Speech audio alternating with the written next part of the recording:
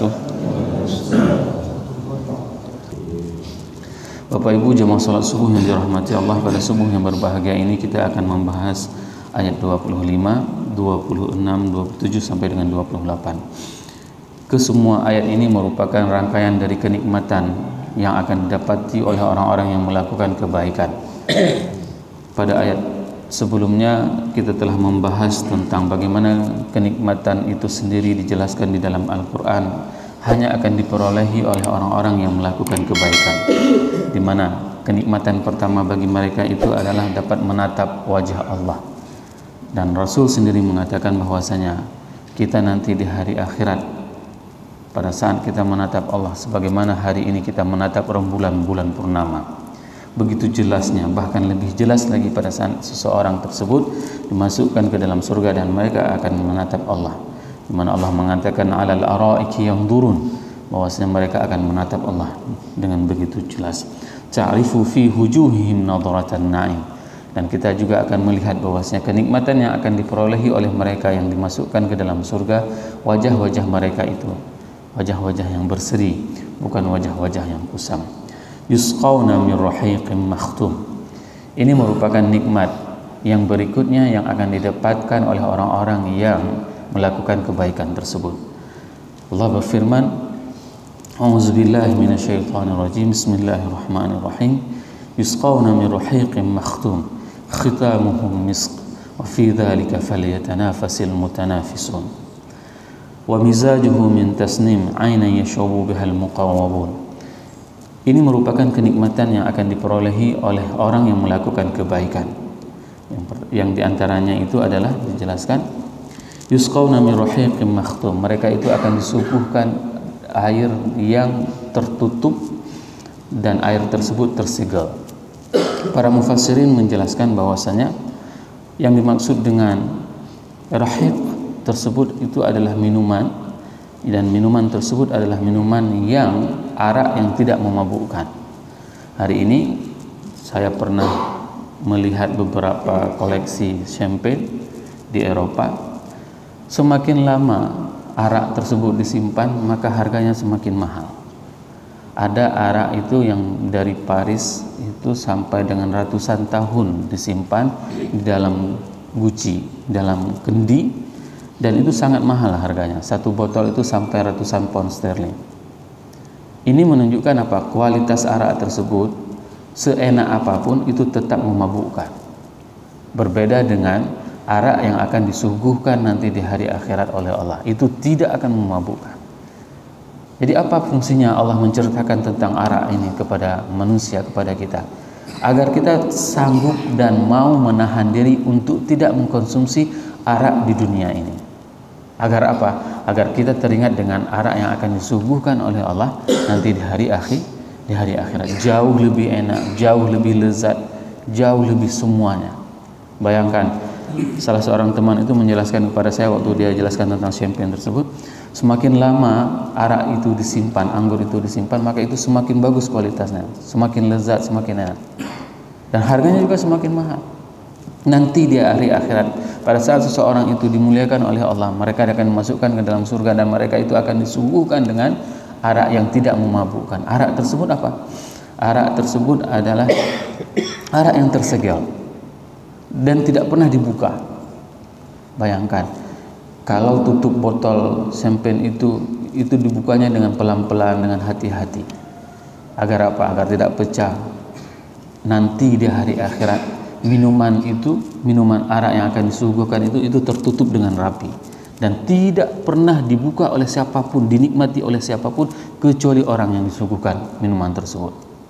Maka jangan pernah tergiur terhadap kenikmatan yang ada di depan mata kita di dunia ini. Baik itu kenikmatan, katakanlah misalnya bapak-bapak pernah mendengar dan melihat Johnny Walker, Jurgen, Newcastle, itu jenis-jenis minuman. Dari mana saya tahu? Karena saya pernah tinggal di sana, pernah tinggal di Amerika dan pernah tinggal di Eropa, dan saya pernah melihat sendiri bagaimana orang mengkonsumsi itu. Semuanya mudarat. Pada saat mereka minum itu lagi enak semuanya. Setelah itu semuanya teler. Bahkan di sebagian negara itu mereka kalau ada uang tidurnya di paret. Kalau nggak ada uang, baru pulang ke rumah, tidur di rumah. Begitulah kondisi orang yang mengikuti hawa nafsunya pada saat mereka hidup di dunia. Imam Fakhruddin Ar-Razi menjelaskan bahwasanya yusqawna min rahiqim makhtum innahum mahzum yuhdamu, bahwasanya ini adalah sebuah pelayanan yang diberikan di dalam surga. Ya, pelayanan bagi siapapun yang masuk ke dalam surga, mereka itu akan dilayani dengan berbagai macam minuman. Di dalam surat Al-Insan Allah menjelaskan ada 3 tipe jenis layanan dalam hal sesajian memberi minuman. Yang pertama sekali Allah menjelaskan innal abrara yashrabuna min ka'sin kana mizajuha kafura. Orang-orang yang berbuat baik itu mereka itu akan dilayani dengan minuman-minuman kafur. Bukan minuman kafur barus. Kafur ini adalah jenis minuman yang terdapat di dalam surga. Diibaratkan, para mufassirin menjelaskan sistem pelayanan itu adalah ada seperti kehidupan di dunia ini untuk bisa kita mencerna lebih jelas. Pada saat kita pergi ke pesta, kalau misalnya kita tamu biasa, kita itu akan melayani diri sendiri. Contoh misalnya datang kita ke pesta, ambil air sendiri di di meja yang sudah disediakan. Kalau ada jus kita ambil sendiri. Ini fasilitas pelayanan pertama, bagaimana bentuk pelayanan di dalam surga. Semua melayani diri sendiri. Dan jenis minuman waktu itu adalah minuman kafur di dalam surga. Dan yang kedua, ya, wa yusqawna min ka'sin kana mizajuha kafura. Kana mizajuha zanjabila. Dan ini adalah bentuk pelayanan yang kedua di dalam surga. Orang-orang yang amalnya itu jauh lebih baik, kualitasnya lebih baik, maka mereka itu akan diberikan pelayanan oleh Allah di dalam surga itu dalam bentuk, ya, wa yusqawna. Bagaimana yusqawna? Mereka itu akan disuguhkan. Dan hal ini misalnya, kalau misalnya kita melihat kemarin kami pergi ke undangan dengan Pak Kasren, itu dipersilahkan masuk. Kemarin juga diundang sama Pak Dandim waktu acara sepak bola. Itu disuruh duduk di meja VIP. Itu dilayani, diantar jus, ditaruh kopi. Ini yang dimaksud dengan pelayanan kedua. Pelayanan yang kedua di dalam surga itu adalah orang-orang yang dipersilahkan duduk di round table, ya, di round table di meja itu yang sudah bulat, lalu dilayani. Ada orang datang bawa air, ada orang bawa datang minuman, makanan, semuanya. Ini bentuk pelayanan. Apakah sama amalnya? Ini yang berbeda. Kenapa mereka bisa dilayani seperti ini? Karena kualitas al-abrar tersebut tadi. Karena kualitas amal-amal yang mereka persembahkan pada saat di dunia. Dan yang ketiga, nikmat yang paling terbesar dijelaskan di dalam surat Al-Insan itu adalah dan mereka itu adalah ma'an tahura. Wasqawna rabbahum ma'an tahura. Mereka itu akan disuguhkan air oleh Allah. Siapa yang akan meminumkan kita? Yaitu Allah sendiri yang akan menyuapin kita. Ini adalah nikmat terbesar. Nikmat terbesar yang akan dirasakan oleh manusia pada saat mereka dimasukkan ke dalam surga, dan mereka itu akan dilayani oleh Allah, akan disuapin oleh Allah, akan disuguhkan air oleh Allah.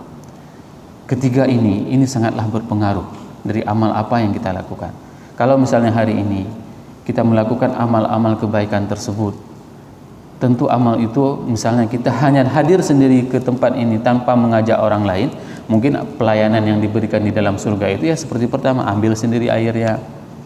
Nah, mungkin kalau seandainya kita bisa mengajak orang lain, bisa mempengaruhi orang lain sehingga orang lain itu taubat, sehingga orang lain itu taat kepada Allah, sehingga mereka itu bisa lebih cinta kepada Allah dan kepada Rasul, mungkin pelayanannya itu adalah yang kedua, yaitu disuguhkan air, ditaruh semua makanan yang diinginkan. Dan yang ketiga, semakin besar pengorbanan kita terhadap agama Allah ini, maka semakin besar pula pahala yang akan diperolehi oleh seseorang tersebut.